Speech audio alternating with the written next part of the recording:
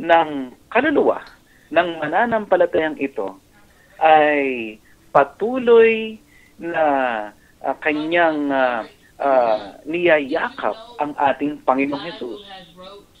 Makikita nga po natin dito po sa aklat ng mga awit, dito po sa 5 kabanata, meron po ritong sinabi si David na maaari po nating maiugnay ito po sa patuloy na pagnanasa sa atin pong Panginoong Diyos. Ang sabi po niya rito, dito po sa awit, 5 kabanata, sa talatang 3, sabi niya rito, O Panginoon, sa kinaumagahay, bidinggin mo ang aking tinig. Sa kinaumagahan ay aayusin ko ang aking dalangin sa iyo at magbabantay ako.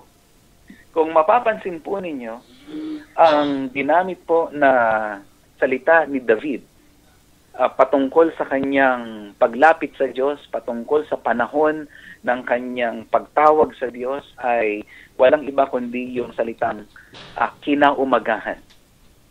Ang ibig po sabihin nito ay ito po ang kanyang kauna-unahang pagnanasa.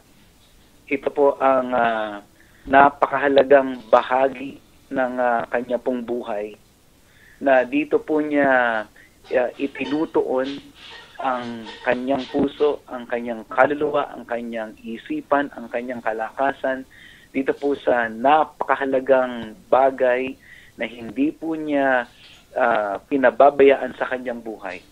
Ito po ay walang iba kung hindi ang kanyang pakikipagtagpo sa ating pong Panginoong Diyos. Ito ang naging direksyon ng kanyang buhay. Patuloy na pinatutunguhan ng kanyang puso. Hinakabol, sinasaliksik, kanya pong nais na makaniig ang Panginoong Diyos ay patuloy na ginagawang kayamanan si Kristo Jesus.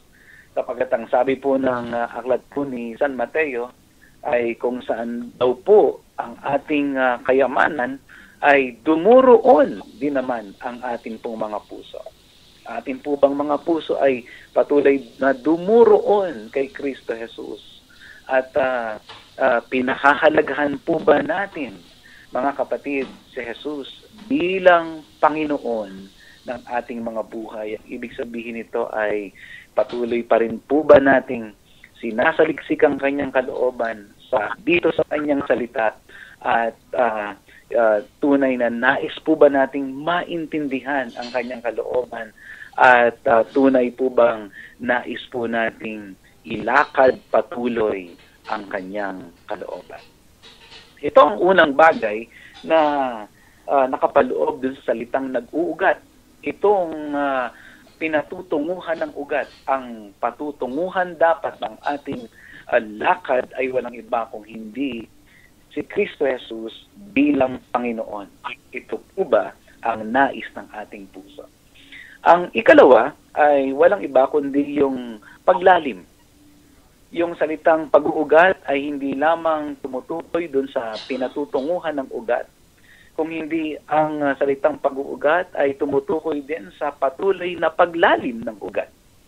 Sapagkat ang ugat ay nilikha ng Diyos upang maging bahagi ng isang halaman, hindi upang ito ay manatili lamang sa mababaw na bahagi ng lupa, kundi ito ay idinisenyo upang ang ugat ay lumalim doon sa lupa na kinatatamnan ng halaman.